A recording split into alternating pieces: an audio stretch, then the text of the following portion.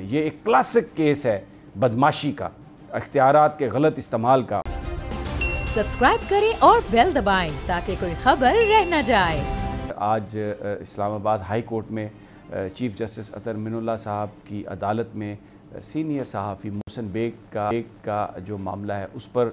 آج بات ہوئی، اس کی سماعت تھی، اور چیف جسٹس اطہر من اللہ نے جو آج ریمارکس دی ہیں،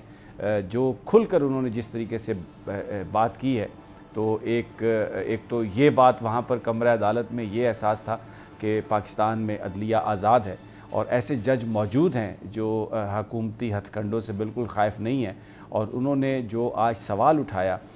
وہ ایف آئی اے کی ورکنگ پہ تھا۔ انہوں نے یہاں تک کہہ دیا کہ ایف آئی اے اس کورٹ کے ساتھ فراڈ کر رہی ہے، اور یہ انہوں نے کہا کہ بنیادی طور پر جو فحاشی ہے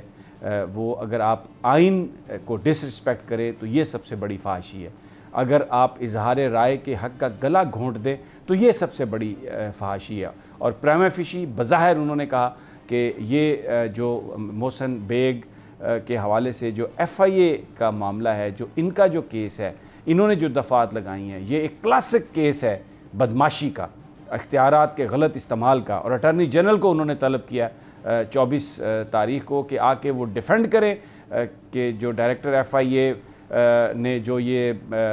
سائبر کے جو ایف آئی اے کے ڈائریکٹر ہیں بابر بخت قریشی، انہوں نے یہ جو کچھ کیا ہے اس کو وہ ڈیفینڈ کریں، اور اگر کورٹ سیٹسفائی نہیں ہوئی تو پھر